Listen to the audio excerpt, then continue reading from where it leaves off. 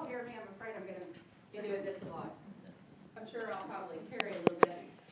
Just want to say thank you all so much for having me today.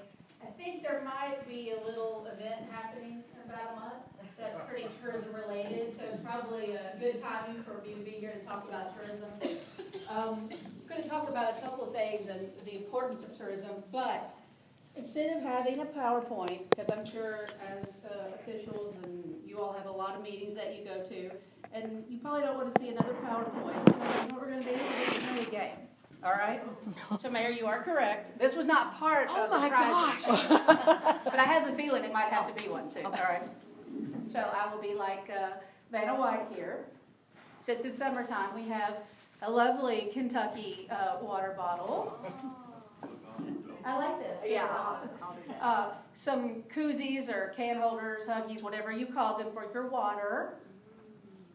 And then the highlight of some little Travel Kentucky sunglasses. They're not eclipse glasses, so safety warning.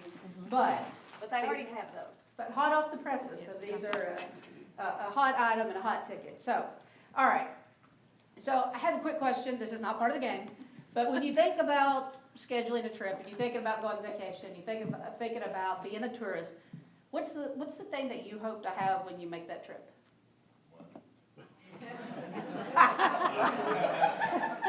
Outside of financial resources. Nice weather. Nice weather. Well, in general, what do you want? What do you want to have? Fun. You want to have fun. And a lot of people think that tourism is just basically all fun and games. You know what? And tourism should be fun. Tourism should be about making those memories. And everybody that goes on a trip, or whether they come into our communities, they should have fun. Because if you don't have fun, what are you going to do about it? Who are you going to tell? You're going to tell everybody. And you're going to tell them you didn't have fun. So tourism is fun, but it also means business. And so that's kind of, keep that in mind when we're talking about our game here. All right. So I'm going to start off easy. I'm going to do multiple choice. So Jennifer, you might have to help me with the hand that goes up. Okay. All right. In 2016, the economic impact of tourism in Kentucky was A, $13.7 billion, B, $14 billion, or C, $14.5 billion. All of the above. You know, technically that's correct. It's C, $14.5 billion. So you get your choice of prize. Oh. All right, number 2. The tourism industry in Kentucky is the third largest revenue generating industry in the state. What's 1 and 2? Manufacturing and agriculture. Revenue generated. I used to work in agriculture. It's not really a revenue generator for most of us. Aerodynamics. So, Auto manufacturing. there's 1. Automobiles. Number 2. Bourbon. What's that? Bourbon. Something that we all have to have. And as we get older, sometimes we have to have a little more. Healthcare. All right. So behind automobiles and healthcare, tourism is the third largest revenue generating industry in this state, which, I mean, I think when we heard that, I think that's very impressive because we all see healthcare everywhere we turn. Automobiles, we think of that quite often. So you're gonna get that prize. Oh. Just because you're closer to getting it. All right, so most of this ad district is in what we call in tourism our Western Waterlands district. So we have 9 regions that we break up our tourism offices in.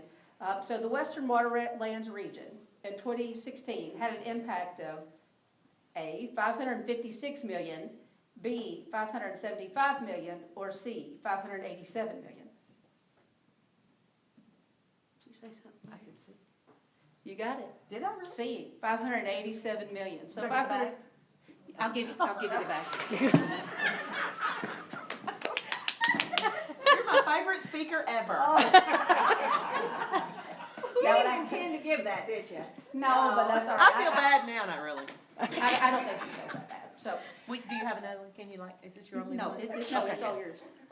So, Jennifer, could you help me pass out that? Yes. Brochures. Gosh. So I didn't want to pass these brochures out prior to our little game because I didn't want y'all cheating. Mayor already saw it. Huh? You already saw one, didn't you? No. At the No, end? she didn't, actually. No. I just figured it was the most. But this little rat card that we have, I think it's probably a good little thing for you all to have and maybe use as a reference when somebody says, you know, why are you putting money into tourism? Why are you trying to market? Why are you trying to do this? Why are you trying to do that? So here's some just hardcore numbers that you can go back to and tell them, here's what this does. There's that $14.5 billion economic impact. And let's see, and we had in 2015 about 25 million visitors to the state. And it's not like we have turnstiles, you know, coming in and out of, you know, once you cross the state line. So that's a validated number. So it's probably on the smaller end of how many visitors we truly had. But we like to play our numbers very conservative. That way you all can go back and say, I feel comfortable in saying this. And that's the same with the 14.5 billion. Most tourism offices in the states, they use a multiplier of like 3. I've seen some use up to 5. And sometimes, you know, that gets a little hard, in my opinion, to justify. So our number from direct expenditures to indirect is 1.75. So I truly believe that this number is low. And when you see this number maybe compared to other states, it's going to look a little bit lower, but I feel like we can justify basically 1.5 times of the economic impact from direct to indirect. So like I said, that's kind of a footnote, but just wanted to let you know that when you see that number, that it's a strong number and one that I feel like, I mean, I'm standing up here and telling you this, and I want you to be able to get up there and say the same. So again, that 9.2 billion in direct expenditures that we actually have on cash on hand that we know are spent. I know this is very important, 1.52 billion in tax revenue. The great thing about tourism is what I like to call OPM, other people's money. And that's what we're all about as far as the state tourism office. We want other people's money. We want people from all around this country, we want people from all around this world to come into Kentucky and spend their money. That way the tax revenue and these expenditures and all these benefits, that's not Kentuckians recirculating money. That's new money coming into our economy. And that 192,697 jobs that the tourism industry supports. And I like to say all the way down to 697 because as we know, every one of those jobs make a huge difference in this state. And 3.2 billion in wages. And again, there's that third largest generator of revenue. And the advertising impact. I know advertising, sometimes people are like, why are we marketing? You know, we've got to fill potholes, we have to do a new sewer system, we need to do this, we need to do that. Why do we need to market to guests and people about our communities? So the research we have done, for every dollar that we spend on marketing, we get $151 back from these visitors. $151 for every dollar. So even if we're half wrong, think about that ROI. So we feel, I mean, again, like I said, I'm very cautious about my research, but that is a fantastic number. And for that $151, that's about $15 in tax revenue per visitor. That's state and local together. So that's a wonderful thing, again, going back to other people's money.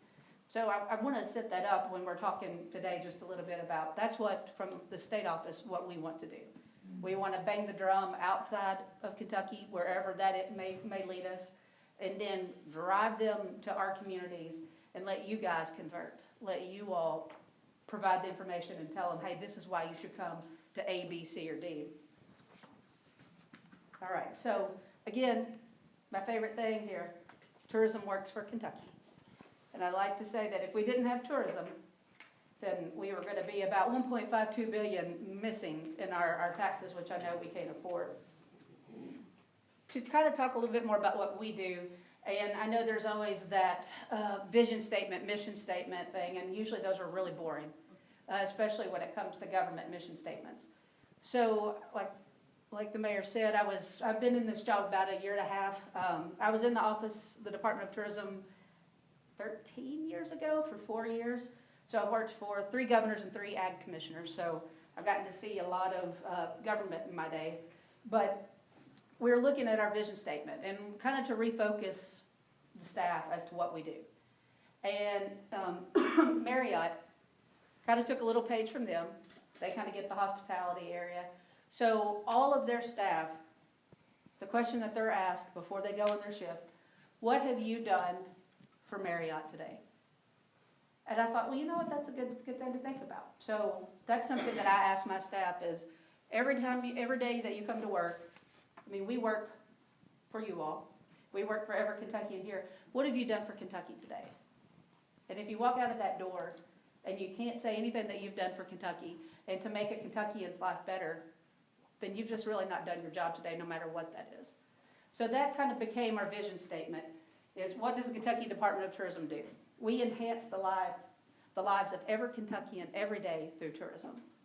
And so that kind of goes down to the mission statement. What does that mean? So we've talked about the economics.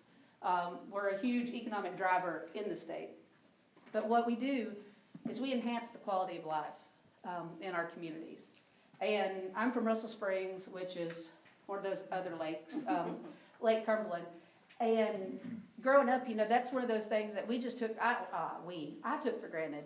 We had this big lake right in our backyard. And, you know, basically I'd just complain at all the Ohio Navy coming in and, you know, clogging up our roads. And, you just kind of don't really want them there, you know, sometimes when you're growing up, because I'd just rather be running the roads when I'm 16, 17, 18.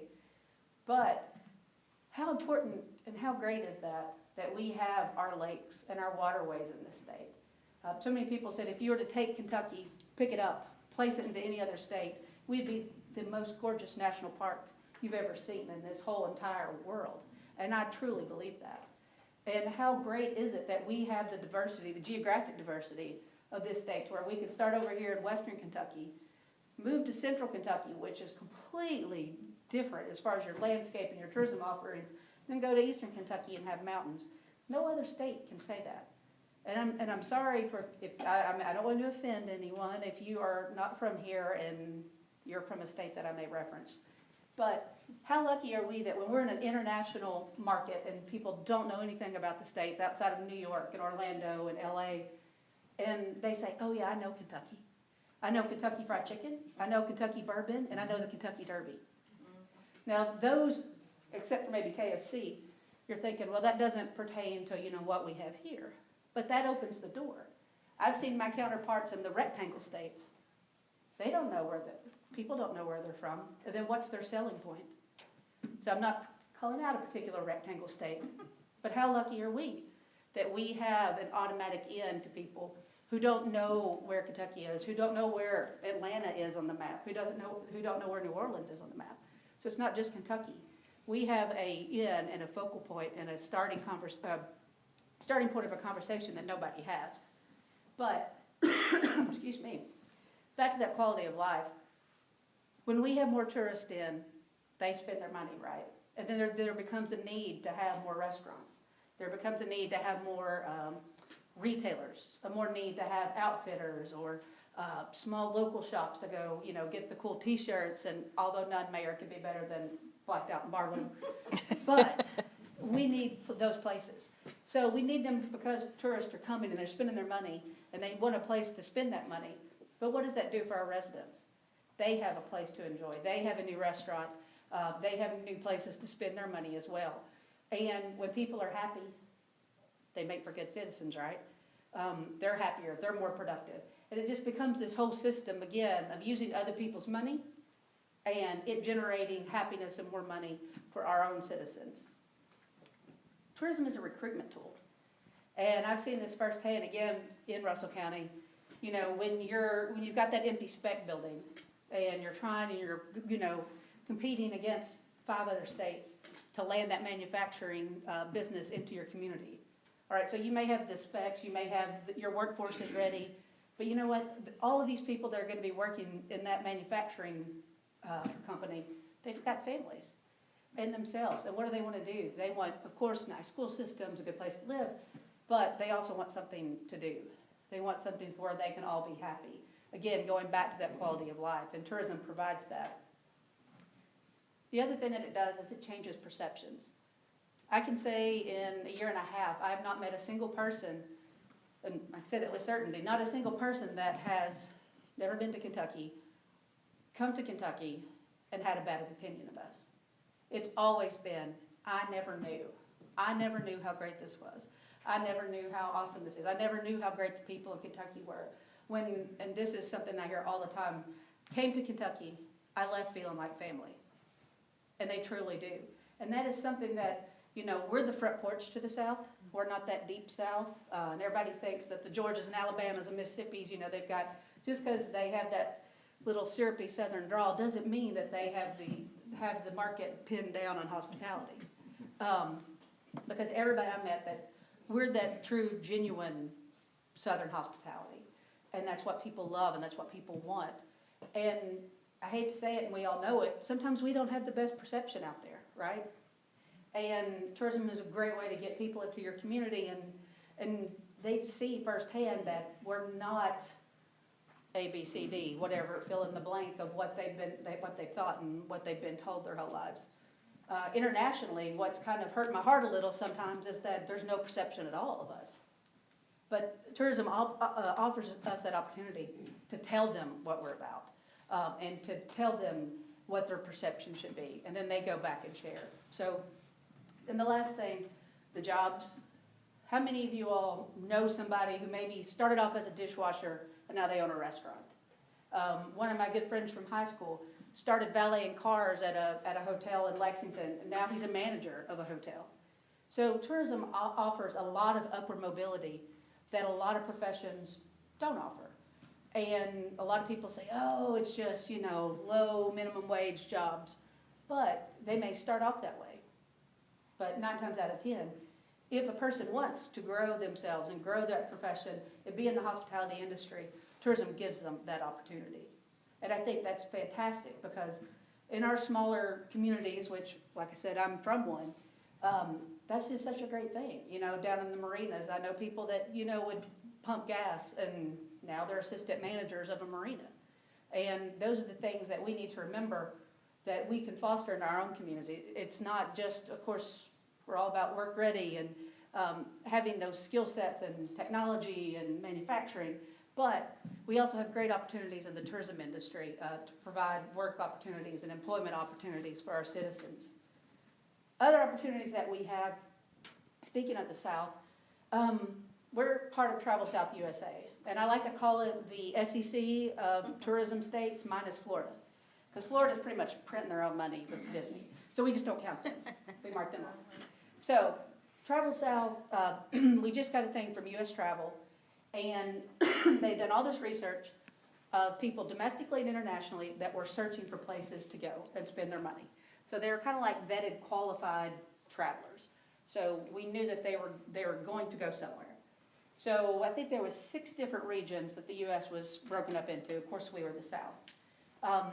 Domestically, the South had the highest search rate than any other category. And that included California, which also included Alaska and Hawaii. So California, again, when you talk about printing money, they are printing money. And so for us in the South to be above anybody else domestically is incredible. And that also includes New York. And we get hammered with those Michigan ads. And everybody's like, oh, everybody must be going to Michigan. Listen, they're not. I do have this battle with our legislators. They're always like, oh, we only see Michigan ads. We don't see Kentucky ads. I'm like, well, what do you think I'm doing to them? You know, I don't need to be spending my money talking to Kentuckians. I don't need to spend your all's tax monies talking to Kentuckians. We need that other people's money. So I'm talking to people in Michigan and tell them to come. Myrtle Beach, I see a lot of that. Y'all probably see a lot from Missouri. I'm blasting them. But so we are outpacing the searches and people wanting to come to the South. Internationally, we were second only to California in that West region, which is great because, like I said, the top tier bucket list states usually include that LA, New York City. So what we're finding are people, internationally especially, they've already done that. They've done those top tier bucket lists, and now they want to see America. And I guess the good thing, positive thing that we see as we travel, as we talk to international tour operators, travel agents, they still love America. They still want to come to America, and they want to see the real America. And that's where our opportunity lies.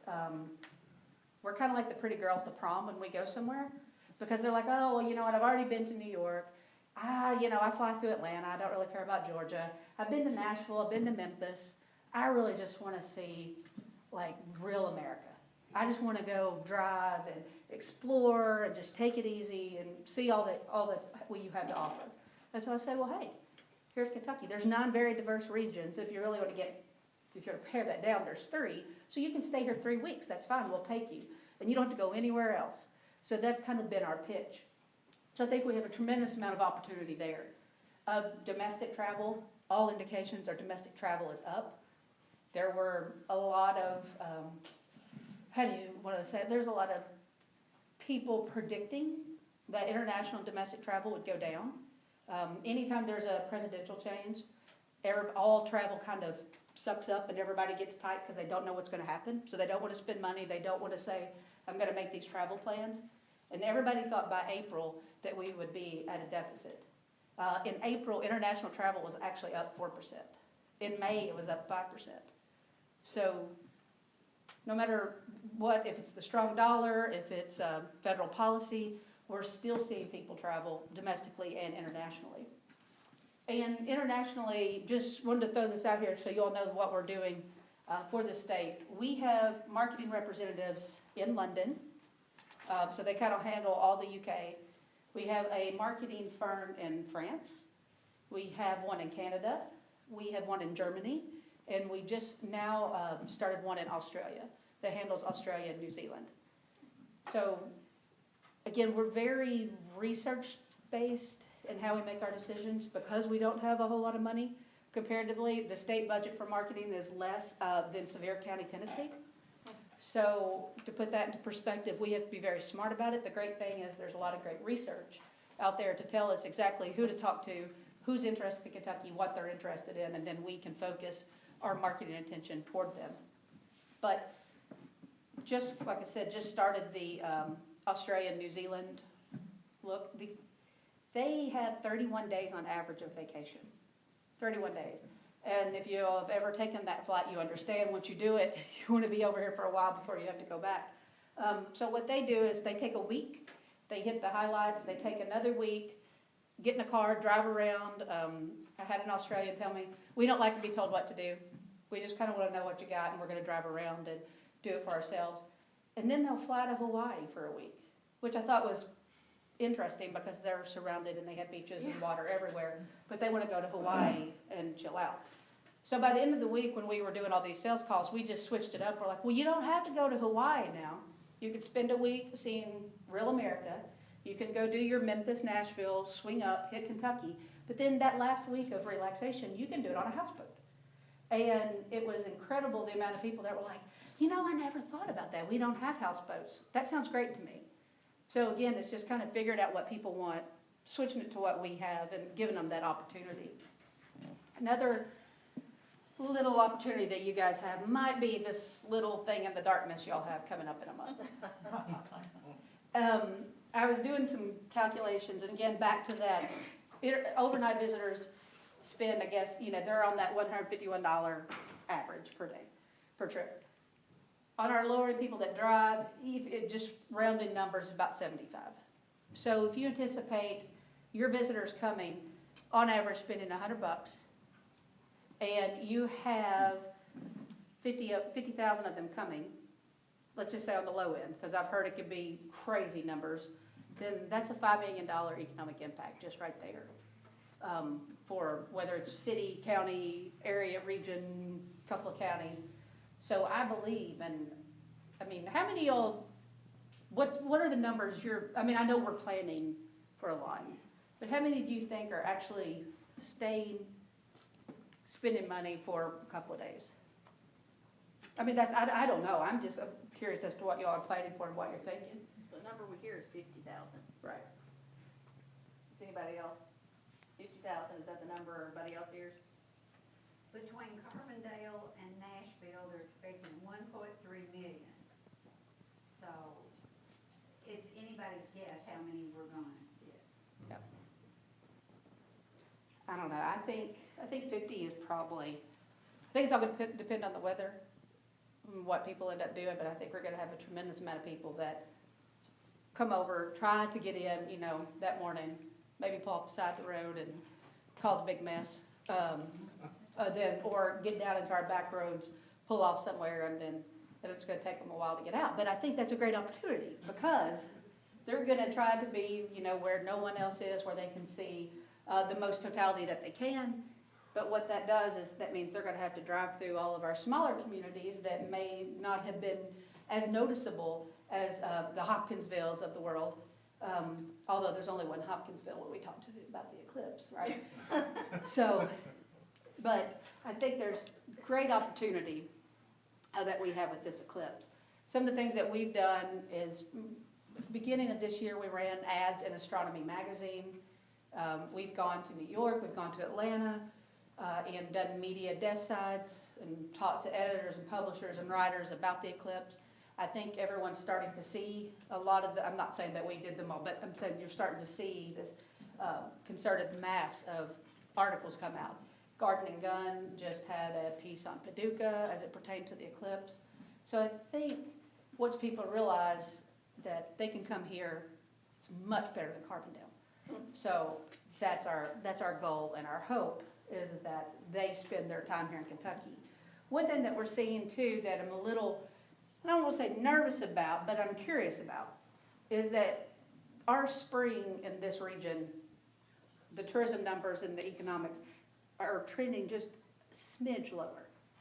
So what I'm curious to see if people are saying, all right, I'm just going to do one trip. I want to include the eclipse with it, instead of coming in the spring and then back in late summer. So I'm very curious to see. I mean, I know we're going to see a huge uptick, but kind of anecdotally curious if these travelers, if that was their intention, or kind of what's, you know, kind of driving their travel to this area over spring and summer. Trying to think, what else I got? All right. So another opportunity that we have coming up, I'm not sure, your all's tourism offices have been involved with us since November. In 2018, it'll be the year of Kentucky food. We're doing that because, you know, a lot of people say, Kentucky, what do you have as far as culinary offerings? And people are like, usually fried chicken and hot dogs. That's not necessarily something that you see throughout the entire state. I don't think that probably this area, y'all have a plethora of hot brown opportunities, right, that you're promoting. So what we are doing is we are doing 9 regional meals. Again, going back to those tourism regions, because what you all eat here, there's a story behind that, and there's a reason behind that, and there's characters behind that, whether it's the country ham or the fried fish, and is there a way in that fish conversation, do we talk about the Asian carp? Do we provide opportunities to drive people to our restaurants? And tourists, they don't want necessarily chains. They want to eat where we all eat. And they want to sit there and talk to those characters that are sitting there and telling stories, and they'll come up and sit down and talk with you, whether you want them to or not. And maybe they're there, and that's the coffee group that has coffee there every morning. And those are the people that tourists want to be around and that they want to see. Again, that authenticity. So we're hoping with these regional meals, it's not to drive people to the white tablecloth establishments necessarily. Those exist. But it's also for our communities to take them to those people that are those characters, those barbecue joints that have been around for, you know, generations, that hole in the wall. I know in Russell County, they're all named after like a person. So it's either Susie's Jane's or, you know, Joe's Cafe or Diner. And so that's where we want to drive people to. So again, tourists coming in, coming to the lake, experiencing that, going to eat these authentic meals, and then saying, oh, you know what, I've never had soup beans. Why do y'all eat soup beans? And that's the story I want to tell, like in Eastern Kentucky. They had soup beans because that was a way to stretch the dollars, and that's how they fed people in coal camps. They're like, oh, okay, coal camps. Well, hey, by the way, while you're here in Eastern Kentucky, you know, you can go to Portal 31 and go through a mining exhibition and see how we mined back in the day. oh, and then while you're here, you can do this, this, and this, and, we're fishing for this, or this over here, and you can go do that, grab a boat, do this. So basically extending people's stay, and allowing them to have a wonderful time here and getting the full taste, pun intended, of everything that our regions offer. Because again, we realize what is working in Louisville, what's working in Northern Kentucky, what's working in Lexington, that's not what we have everywhere else. And that's what we want to do, is tell that story of all of us, and not just some of us. So I think that is a wonderful opportunity, and we're also trying, if you have a tourism commission, a tourism office, you want to check with them, or if you don't and you want to talk to me, just let me know after. We're also looking for those iconic restaurants. Marty, I'm going to use, Dovey's in Tompkinsville. If you've never been there, you're missing out. But it's certainly iconic because nowhere else in the world are you going to get your hamburger dipped in grease twice. And then you can squeeze it or not squeeze it. And then you can also grab a bag of Funyuns with that.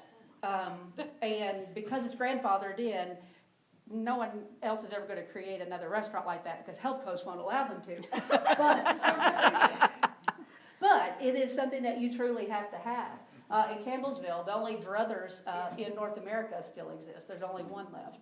So that's what we're asking everybody. What is that restaurant in your community? Who is it that has the best barbecue? And even though we think we've been telling that barbecue story, we've not. Because we're still not in that conversation. When everybody talks about Memphis ribs or Carolina this or whatever, we got that barbecue story, and a barbecue story that's really diverse even within the state. So again, things that we are in our daily menu, when we don't think about, that's what travelers want.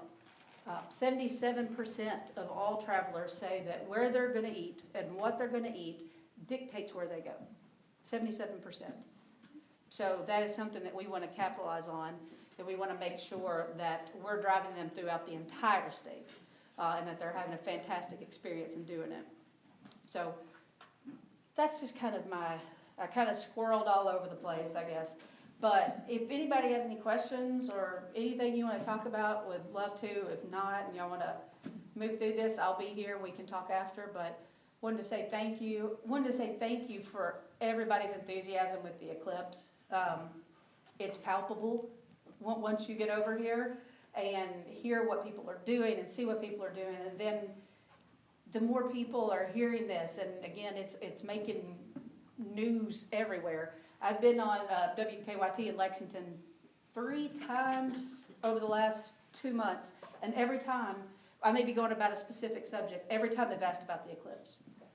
So everybody is talking about it. So that's what makes me think we're going to see more and more of this, the more and more people planning to come to be in the best place to watch the eclipse. Yes, ma'am. Me again, of course.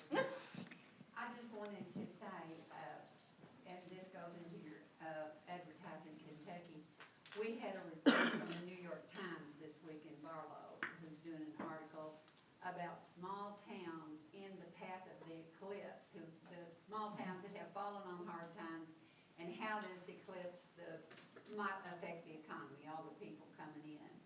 So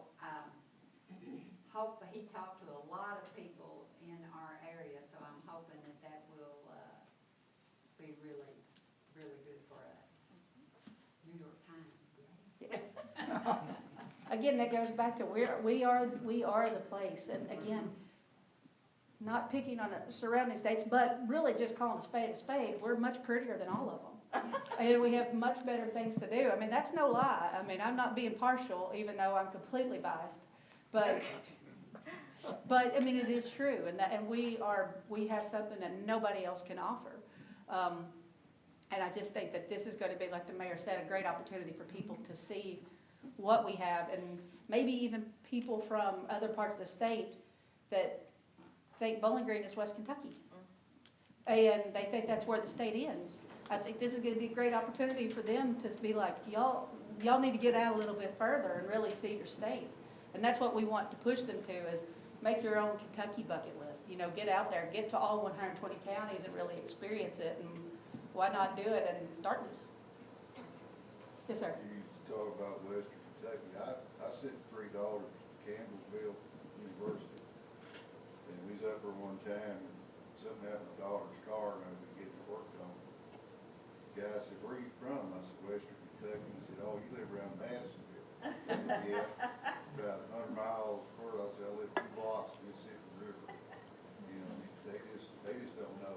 So,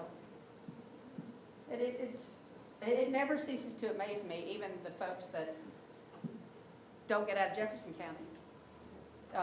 And that's something that we're also trying to do is draw them out as well. And, you know, just one county at a time, one day's drive at a time, and then we'll get them out further and further. So, I mean, we've got a lot to do, and we all know, like we talked about in the beginning, that sharing is so much easier now, especially with social media. Your Instagram, your Twitter, your Facebook, and the more people that we can get even in our own state to come out and visit, post a pretty picture, post a selfie, whatever their heart's desire, and talk about what a great time they had, then, you know, their cousins and maybe their cousins 4 counties over, like, you know what, I've never done that. I think I'm going to go do this. And their cousins 4 states over are going to come over if you've had a good time. And what we found, that especially with the selfie world that we're in, people want to think that they've got the next cool place, that next tip that they're in. And that's the way what I'm telling everybody. Kentucky is that cool place. It's like in New York, you know, when they're waiting in lines to go in the back to some big warehouse for some cool club. We're that cool club. We're the cool kids. And we just got to tell everybody that. And we've got to realize that we are the cool kids. And we have to make sure that we act like it. And when these folks come in to visit us, whether it's the eclipse or they're down on the rivers or the lakes, just invite them in and show them that hospitality that we're known for. Anything else? Thank y'all so much. I look forward to seeing y'all here in a month and in a couple of weeks. Got to get my stuff out since I lost a bag.